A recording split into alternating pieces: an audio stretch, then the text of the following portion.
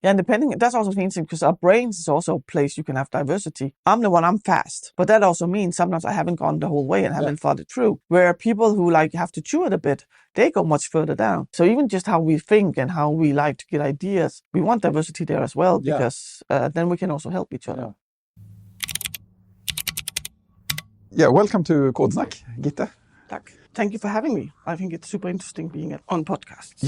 Yes, and we're recording at Öredem. Yeah. 2024, and it's almost over by now. Yeah, it is. Half a day left, and then it's over. Yeah, and it feels both like a very brief and a very long time. Yes, exactly. Which is probably the right way. Yeah, lots of interesting things here, I find. Yeah. Had a good conference? I did very much so. Both in the sessions, but also outside. Yeah, so much good stuff. I actually didn't get to any sessions today because I had good conversations. No. Yeah. I mean, I've been the same all the way. I've been managing to catch the keynotes, but then I've been busy with other talking to people, listening. Because I caught 2 on the first day in the keynote, and nothing today yet. Yeah. So, I mean, it's a short day.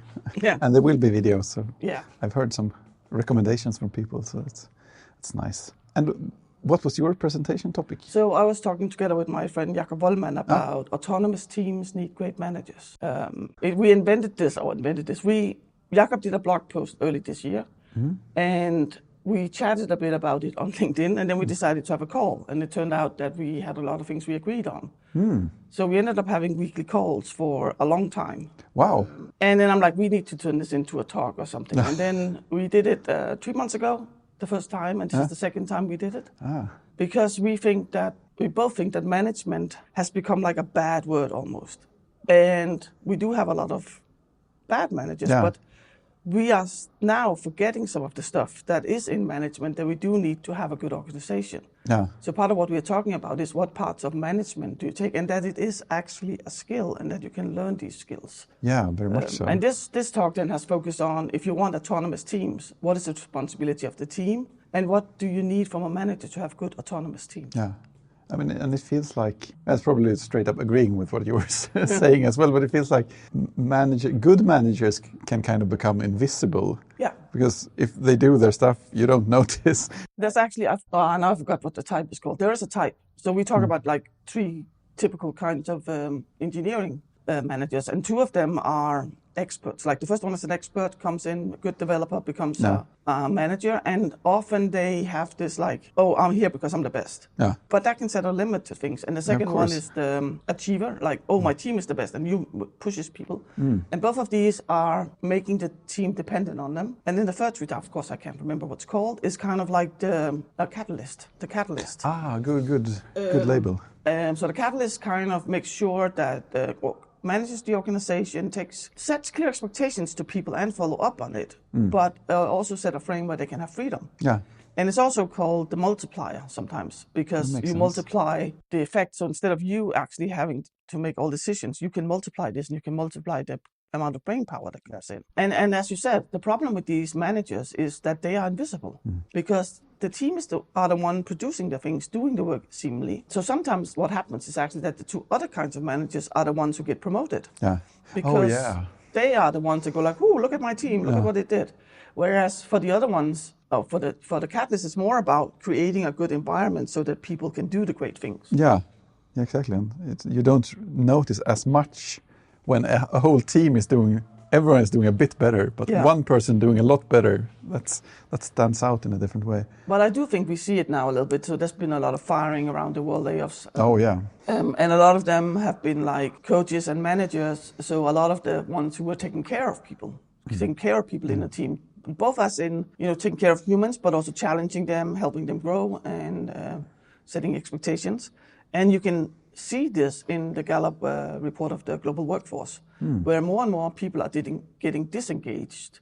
So they distinguish between engaged, which is you're engaged in your work. You have not engaged, which is like, I go to work to get my money, and actively disengaged.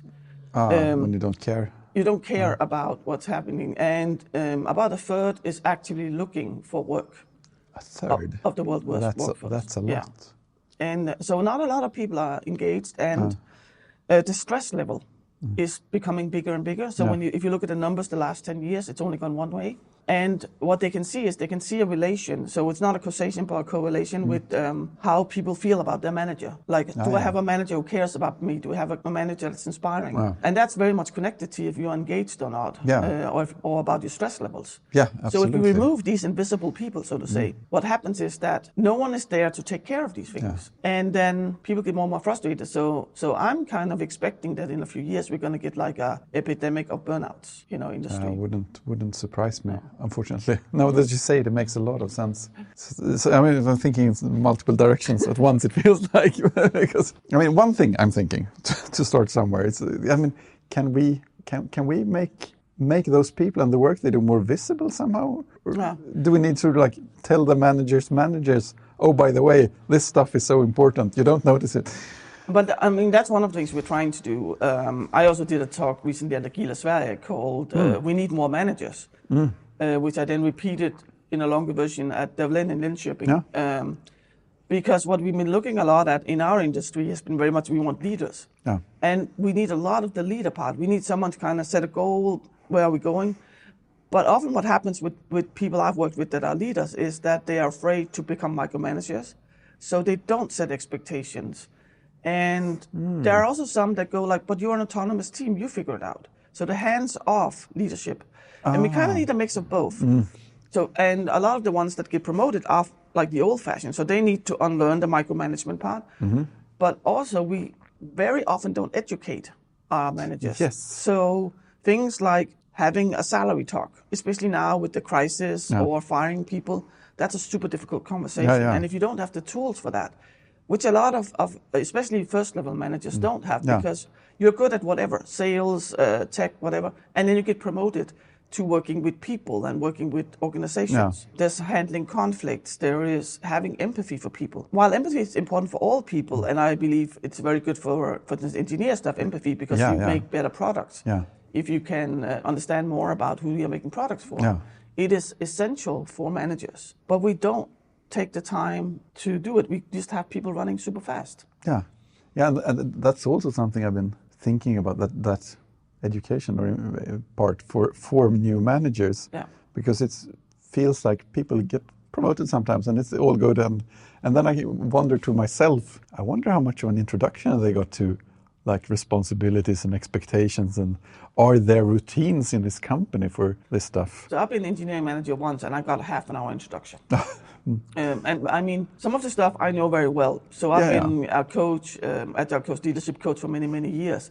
So the conflict handling, I'm very good at that. I'm very good at coaching people individual. I'm very good at setting clear expectations. I'm good at having conversations. So a lot of the things I kind of came with me.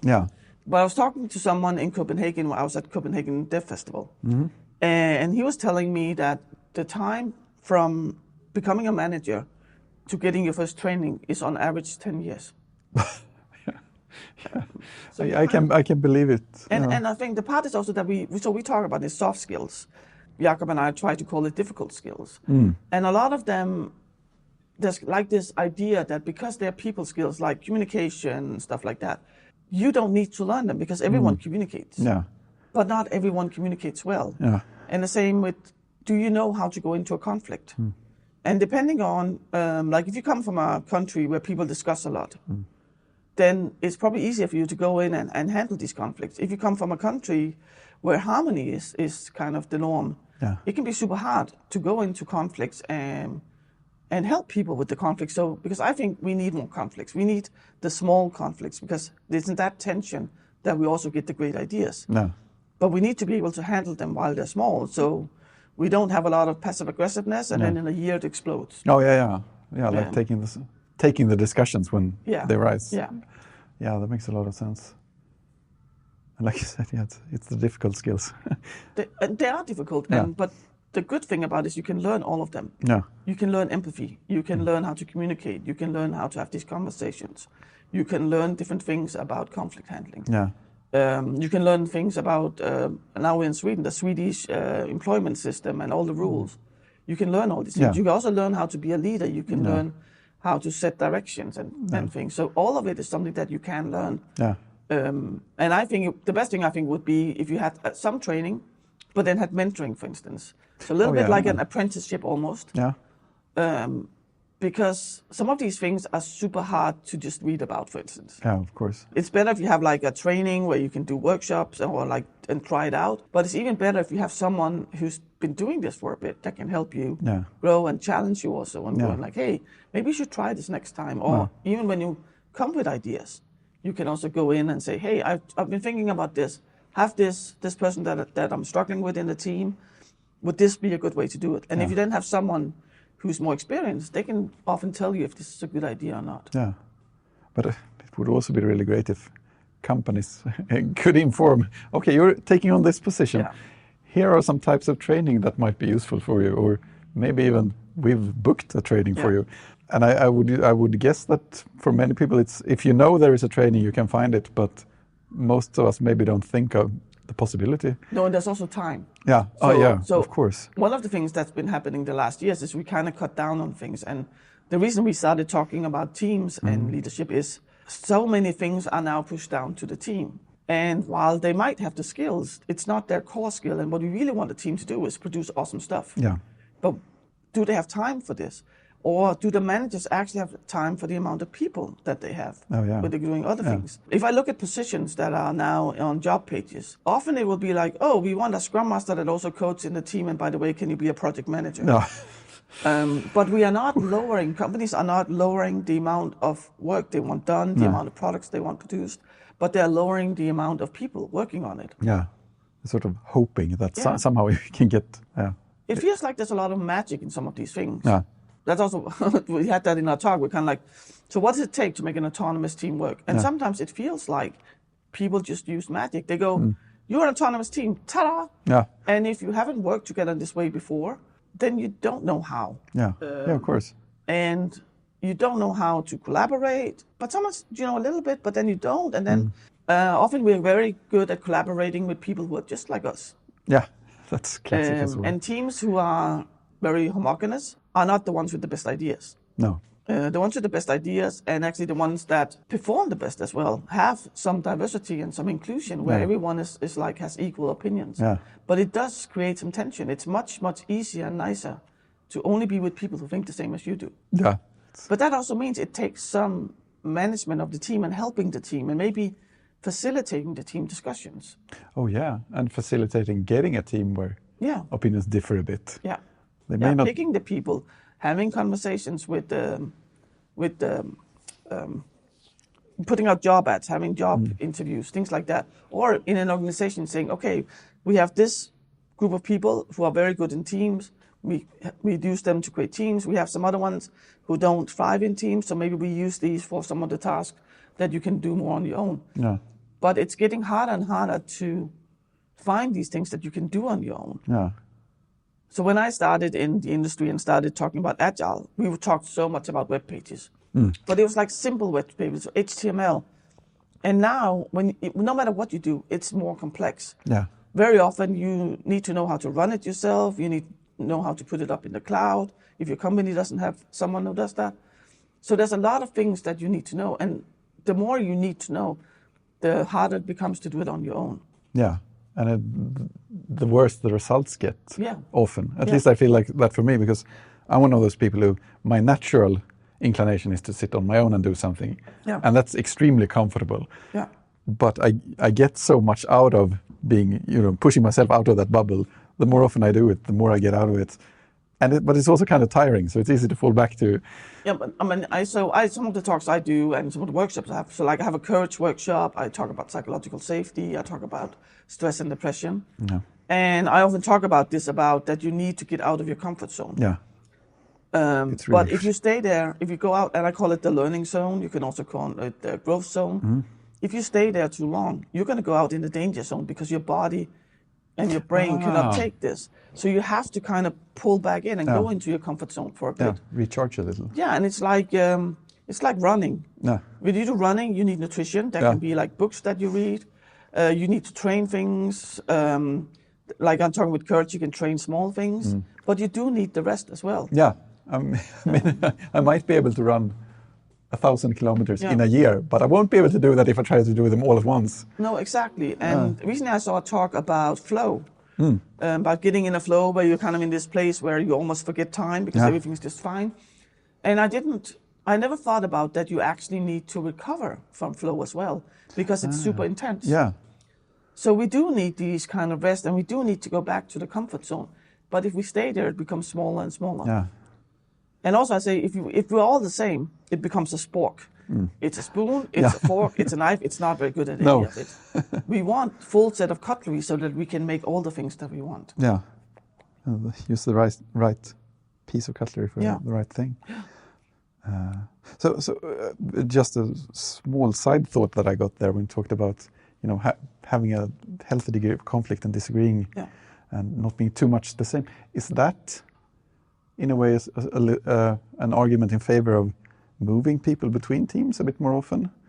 I mean, depending on what people are comfortable with, of course. Yeah, you can do that. And one of my friends is actually working with like reteaming and teams that are not to get along. Yeah. But it's also about putting in different types of people. And people think different ways. And then it's about building it. It's about, some people say 5 dysfunctions of a team is not good. Mm-hmm. I like to use it because it gives a nice visualization of what you need in a team. Yeah. And the bottom of it is, the first dysfunction is absence of trust. If you don't have trust, you don't have a good team.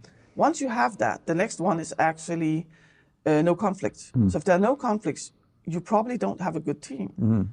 Yeah, because nobody's bringing stuff up. Yeah, and one of the teams I worked with actually, so they were very good to trust, and I'm sitting with them on Friday and having a go-home beer, and I asked them, so do you have conflicts? And they say, no, we don't. And then after 2 minutes, they went like, wait, we have 1,000 conflicts a day where we discuss stuff. And that's how we want conflict. We don't want explosive conflict. We want the ones where we go like, well, I think we should use this tool. And you go, no, we should use this other tool. And then we can have a conversation about it. And having that respectful conversation. And I think it's also about, of course, I think that because I'm working with it. Psychological safety. Yeah. Creating an environment where you are not afraid to say something to me, even though you just started in this team and I've been here for 10 years. And I am also open to listening to you, even though I've been here forever and I know everything. Yeah. Interesting enough, one of the groups that I found that struggle the most with asking questions is the senior people. Because they have a way, like, I'm the senior person, this is my role. Yeah. So you might lose that. They're afraid of losing the expert role if they ask questions. Oh yeah, because I should know it. Because I've been doing it. And so the good thing is when they become aware of this, one of the things they can do is ask questions. Yeah. Also to help other people feel that it's okay to ask questions. Yeah, exactly. Oh, look at that one. He's been working with this for 20 years and he asks questions. Yeah, exactly. And the interesting thing is that, like in IT, so one of my friends in IT is 83.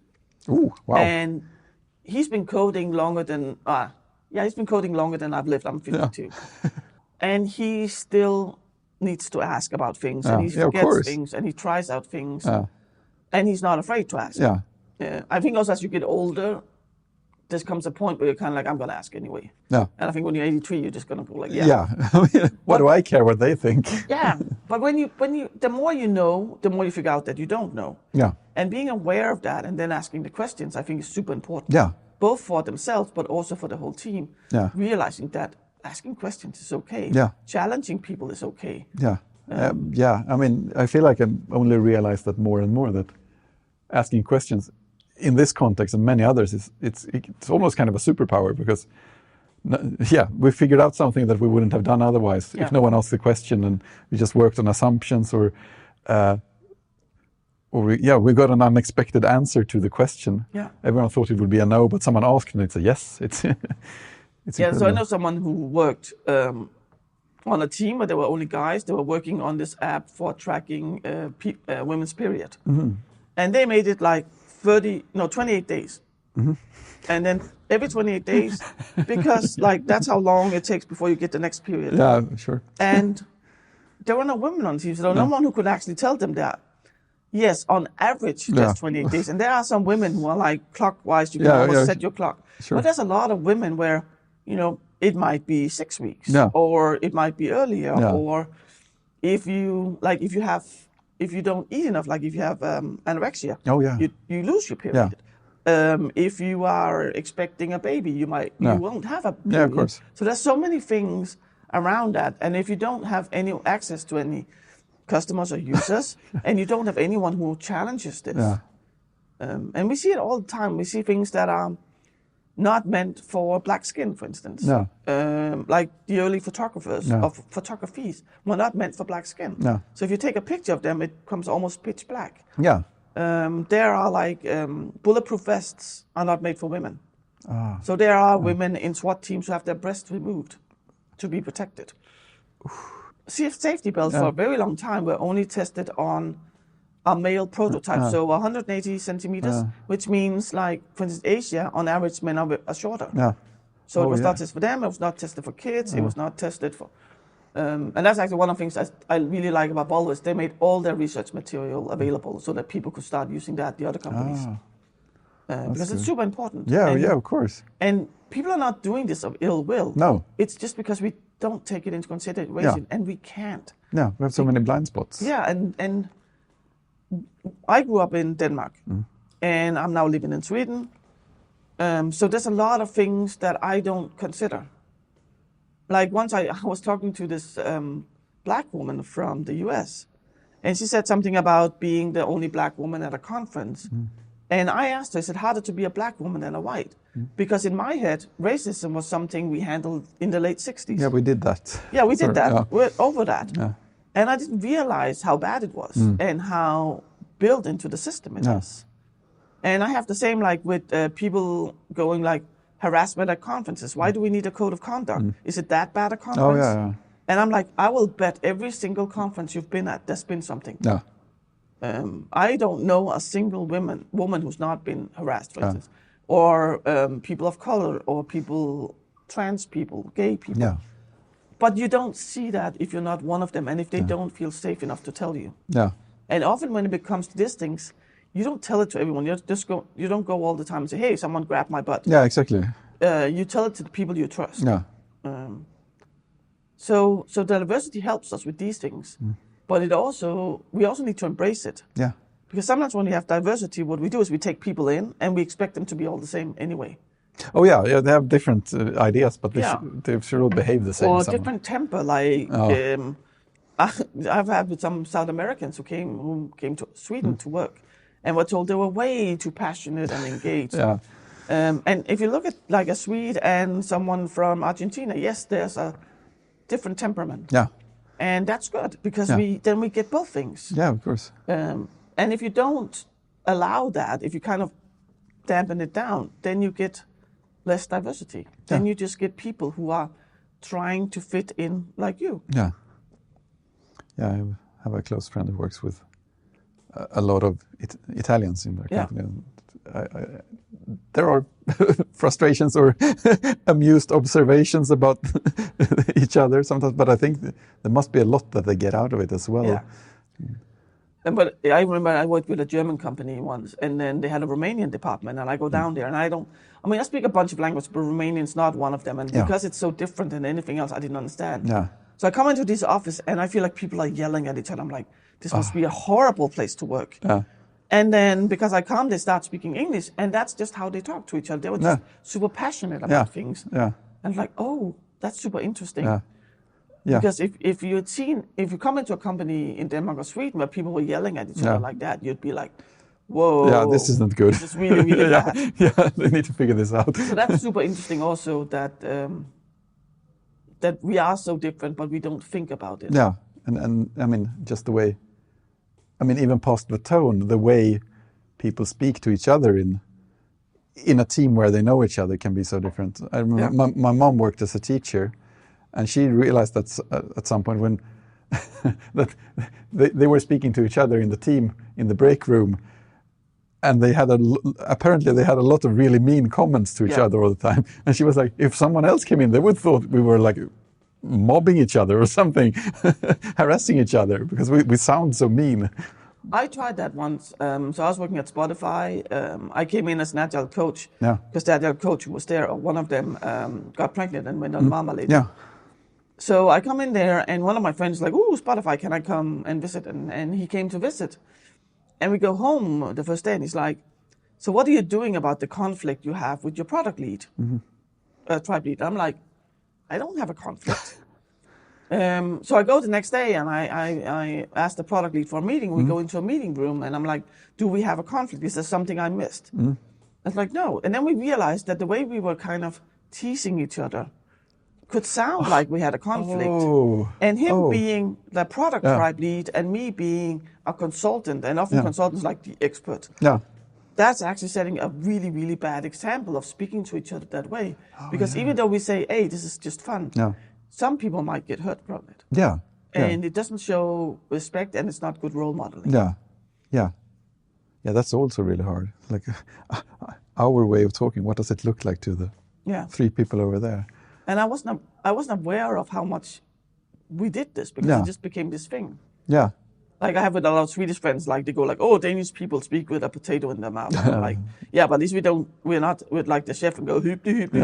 Exactly. And that's kind of fun, but also when does it cross that barrier when it's not fun? Yeah, exactly. Or when it doesn't sound fun for people who are around you. Yeah, yeah.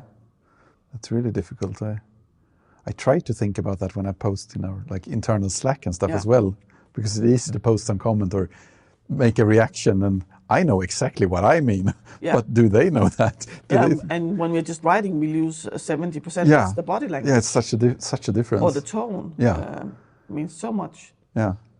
We interrupt the regular show for a quick but huge thank you to everyone sponsoring us on Ko-fi. You too can become one of them by surfing to ko-fi.com/KODSNACK and giving us either a one-time donation or a monthly support. If you support us on the coffee drinker level for €5 or more per month, you get a bunch of very nice stickers in your actual mailbox. If you support us on the barista level for €10 per month or more, you also get a big thank you right here. Big thanks to Martin Hagen, Svante Richter, Michelle, Alvin Groen, Anders Legell, Brother, Ingo, and Tobbe Lundberg. Everyone who supports us helps make this podcast possible. And the more of you there are, the better we can make the podcast. We do sometimes have sponsors, but it's your support which is actually making it possible to cover our monthly costs on a regular basis. If you want to support us in other ways, you can of course give the podcast a review in your podcast player. Give it a thumbs up, a star or something, write a comment or whatever your player supports. Or simply tell someone who might like the podcast about an episode. But remember, you are a fantastic person, whether you support us or not.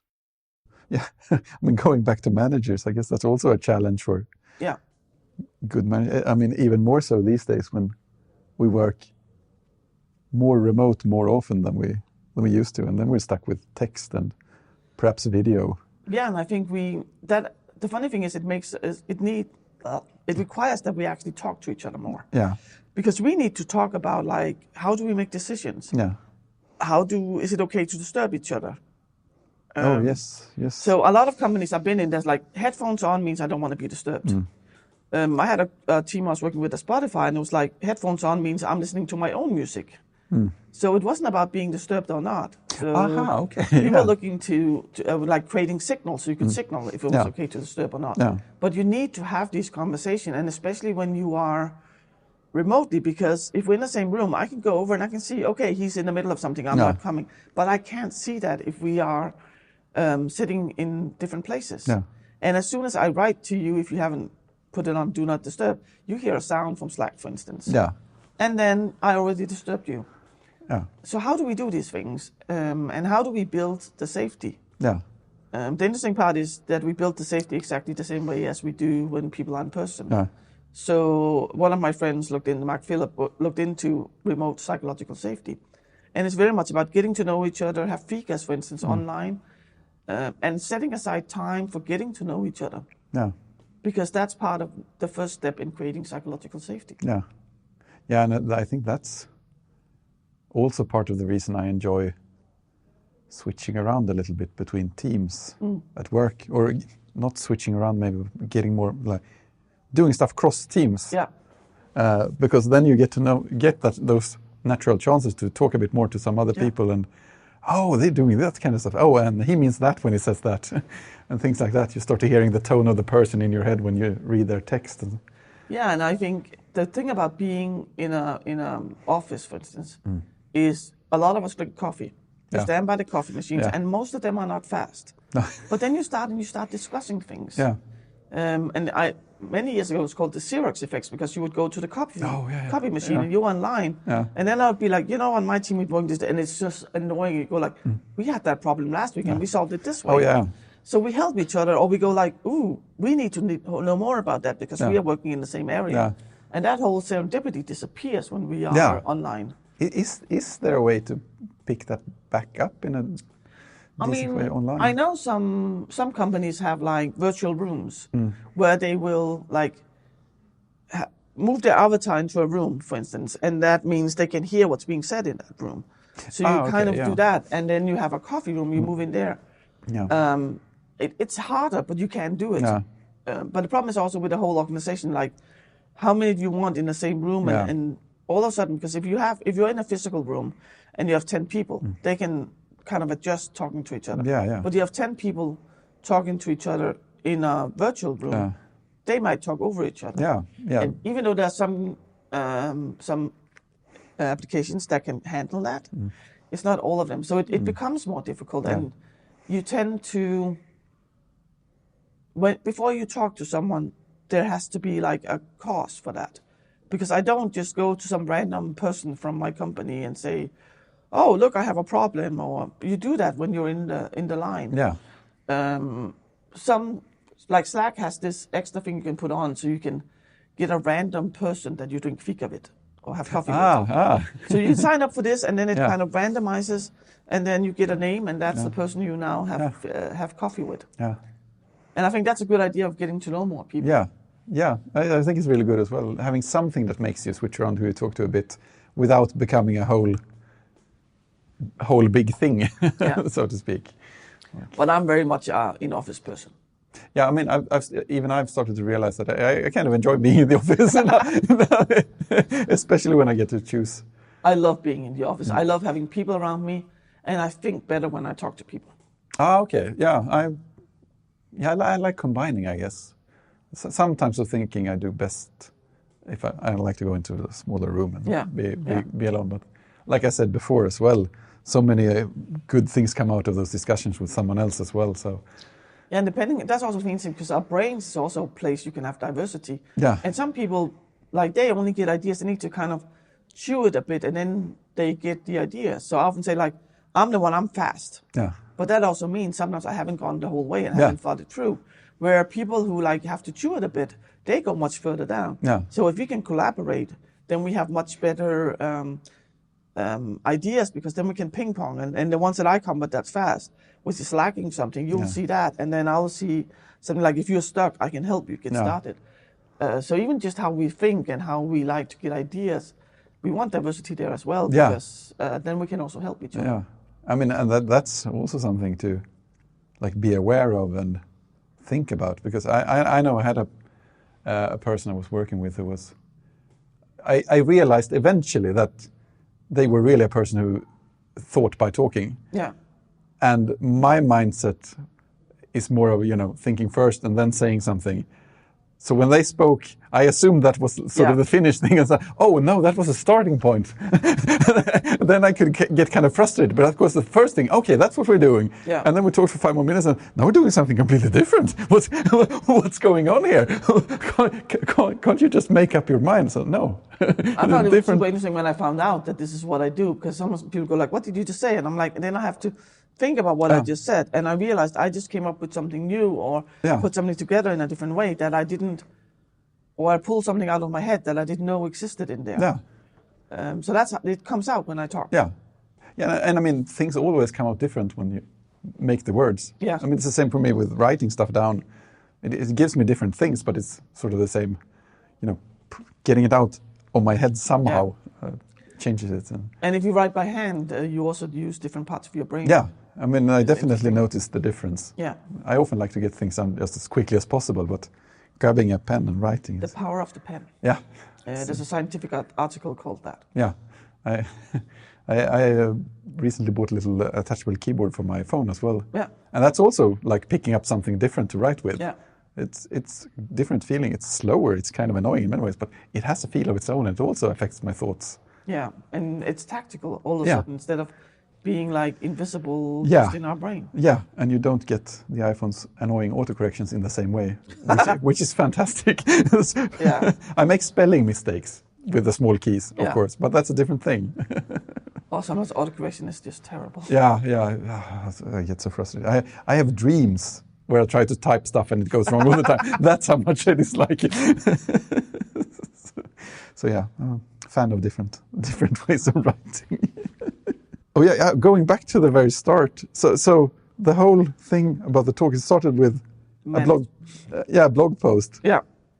And was that on the exact same topic, or was there a long evolution? No, so the topic was about like how management is a skill.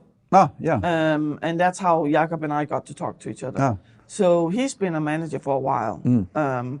So we kind of come from two different perspectives, because I've only been a manager. I've been a manager once, and the rest of the time I've been like coaching, working with teams, working with leadership.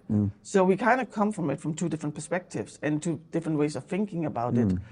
So he's actually been involved more in the development part and coding, where even though I have the education, I've never really been there. So I worked with safety, communication, collaboration. I did a little bit of like pure agile and introducing people to Scrum when I was younger as well. So we come from two very different points, but we have the same conclusions. And when we talk, for instance, he will be the one that goes like, oh, I just read this book, but this and that way. And I'll be like the one, oh, I worked with this company and I recognize this from this. Or I'm thinking this because I see a pattern. And then it turns up that a lot of the things are the same, and we get to there differently, but we have the same opinions on things. I can understand how that could form a long conversation as well, starting to add things from your various sides. And it is super interesting. I mean, and we were super surprised here, because we did it at a tech conference before, and there were like 30 people out of 700 participants. Oh, okay. And here we had no standing room. Like there were people on the side standing, there were people sitting on the floor. Wow. And we were like, we're at the tech conference talking about management and teams. We must have struck a nerve. Struck something that people really want to hear about. Absolutely. And for people listening, there will be a link, of course, in the show notes to the video of the talk when it comes out, because they're usually pretty quick about it. Yeah, and we're going to do more. We talked about doing one about like technical leadership, so not about managers, but like staff engineers, senior engineers. What role do you play with teams, or what are management skills actually, and what role do they play? So we're starting to look at different perspectives now. So I'm joking with Jakob that we need to write a book. I have not convinced him yet. Okay. But I'm working on it. Maybe you could make a podcast as well. Just see if it's the format he gets hung up on. I think for me, I love being on podcasts, but if I had to do it myself and had to cut and stuff, plan it, I don't find it interesting. We can outsource the cutting to someone else. I just love talking about the things that I work with, because I'm lucky enough to work with things that I really care about. It's the best. Yeah, it is. Curious about that as well. Did it take you long to find what you wanted to work with? Was it a long process, or was it clear that this is my direction? No. So I started out studying economics and came out when there was a crisis. And I'm like, I should look into this computer stuff because I think we're going to need it in the future. Yeah. So I actually took like a training in Word and Excel and like a database standard called Access. Oh, yes. And Microsoft Publisher. And then I realized that when we were doing like tiny programming, that I found this super interesting. So I did a full computer science. And my big dream was to come and work for Cisco with computer networks, because that's what I wrote my master thesis in. Super like low level code stuff we did. Yeah. And I come out and there's a crisis. I'm like, fuck. Again, yeah. And I got a job as a software tester. I'm kind of like, okay, I'm not sure I know something about that, but kind of the same pattern recognition. And then slowly during that, I realized if we can work with processes, we can build in quality instead of waiting to the end and going like, oh, how many bugs can we find? So that's when I kind of got my interest in processes, and I realized that I understand very complex processes, but then I can kind of draw things out of it and make something fairly simple that we can use in our daily lives. Because even though there's like this big theory behind that, we don't need to know that. We need to know that it exists and that somebody actually thought about this. But in our daily lives, we don't need to know the whole thing about how our group dynamics are or things like that. And that's kind of how I got into it. And then So I did some agile. So Kent Beck is also here from who part of the people who invented extreme programming. Yeah. I saw him the first time speak in 1999, before the Agile Manifesto. Yeah. Ah. So I was at university. We had a big project where we were coding with extreme programming. So I kind of had looked into that. Yeah. And then around we started doing Scrum, and I'm like, this Agile is super interesting. And I was helping out at a conference. I actually ended up helping out for 15 years as a volunteer. And meeting some of these people and getting to know about it. And then slowly I became a Scrum Master. And then after being home with a burnout, because I was officially still a tester. So it's like, do you want to be a tester on this project or do you want to be an Agile coach? And I'm like, okay, I don't know if I know how to be a consultant, but I can do that. So I became an Agile coach. And in the beginning, it was very much about process. Then I realized it's not really about that. It's about people. And I started working with that. And now I'm like, I look into how does the brain work, what motivates us. I was just talking to a woman here who has done a PhD in touch. And what does it mean to humans about touch and how we do that. And even things like that I never thought this has nothing to do with it, actually might have something to do with the way we collaborate. And some of the ways we act is because our brain is still wired to looking out for that lion on the plane that's going to eat us. Yeah. And it's not always helpful for us, but once we start knowing that it's there, we can start looking at it. Yeah. So it felt like it just slowly coming into it. And I've also found out, like during all this, like quite early, that I have really good human skills. I'm a good listener. I'm good at talking to different kinds of people. Also good at talking, as you can hear. And I love tech. I mean, I wouldn't want to work in another industry if I could help it. Yeah. Like working with tech people and geeking out about things and also speaking their language. Because even though we kind of like, we all speak English. Yeah, but we speak, we have the board speaking strategy English and we have people speaking programming English. And being able to kind of tap into that and help people communicate better. And I just find it super, super interesting to be that kind of bridge builder. And it gives me the opportunity to be close to the tech without actually having my fingers in it. Because there are people who are tons better than me. Even when I started out, people were better at this, but I'm better at seeing people, probably seeing them and hearing them.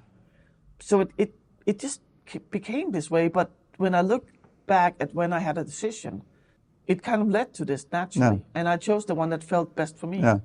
That's the way to do it, isn't it? Exploring, finding your own, the path that's natural for you. And someone else will look at it and like, I would like to repeat that. And you probably wouldn't. You probably want to find your own. Which is also why we need different kinds of people, because things are so complex. And we can, once we are there, we can go like, this happened, both with code and people. Yeah, exactly. But we can't look ahead and go like, now I want to achieve this, so I need to do exactly these 4 steps. We can say, I want to go there, and I think we need these 4 steps, and then we can check. And I find that super interesting that there's not just a result. It can also be super frustrating. Because sometimes it's just nice to do something where there's a result or you can see progress. Because even when I was a software tester, seeing progress was not easy. And now that I have been coaching people, it's really not easy to see progress. And sometimes I won't. Some of the seeds we work with are planned. They don't become something until years later. And then I won't know about it because I'm not there anymore. Is that a problem? Or is it hard to...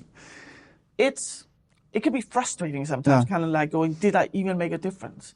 And then I'm lucky enough that sometimes people will contact me after years and tell me, I run into them. Or one of my friends will be at a meetup and going like, we work with Git and she introduced retrospectives and it really helped us. And then she'll tell me. So I do get like hints here and there. But also when things are easy for yourself, you don't always see them because you're so used to doing them. That's true, so that can be frustrating. Then it's good that you have stuff like one of my hobbies is building Lego. It's wonderful. It's wonderful. It's like, and you have a recipe and you do it after that and then you have the result. I also do love like sitting on the floor and building with kids because you can build the most amazing stuff. But when I'm stressed, it's like the whole going step by step and step, and you see progress and you see where you're going, and that gives a satisfaction in a different way. Yeah, absolutely.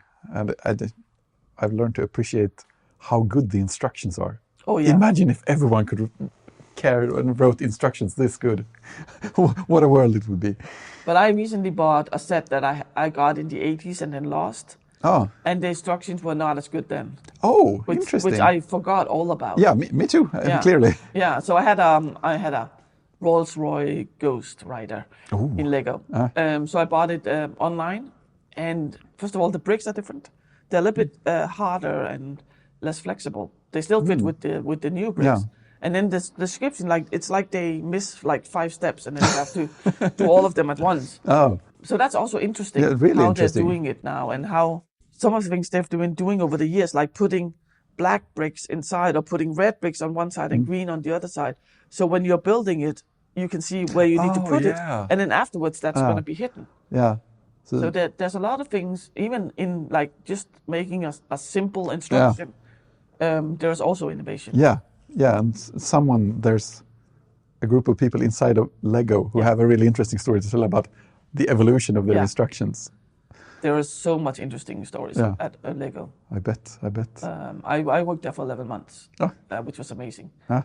And now they have they had this old, where they kind of collected old Lego, which was only for employees. And then when they built the Lego house in Billund, they now have that in the basement. So they have this museum where you can look at the evolution of sets and stuff. Oh, wow. Yeah, and get nostalgic and go I had this when I was a kid. Yeah, exactly. I need to go to there. It's been so long since I was in Billund. I still like going there, and I still like a lot of the old stuff, like the miniature land when you come in and everything is miniature of stuff. Actually, the first time I was in Bergen, I was in Bergen, Norway. I was I know this. How do I know this? I've never been here before. And then I realized I've seen it in Legoland so many times because the harbor in Bergen is very specific. Yeah. And that's built in Legoland. Yeah. And I didn't realize how it was in my head until I came there. Yeah. They really caught the feel of it. Yeah, they did. I've seen this, just a little bit smaller from above. Thank you so much for taking the time. This was super interesting. Big thanks for listening to Kodsnack. If you want to support us, leave a review in your podcast player of choice, or just tell someone who might like the podcast about an episode. And don't forget you can come hang out in our Slack channel. A link is in the sidebar right on our website at kodsnack.se. Once again, big thanks for listening. Talk to you later. Let me put it this way, Mr. Raymer. The 9000 series is the most reliable computer ever made. No 9000 computer has ever made a mistake or distorted information. We are all, by any practical definition of the words, foolproof and incapable of error.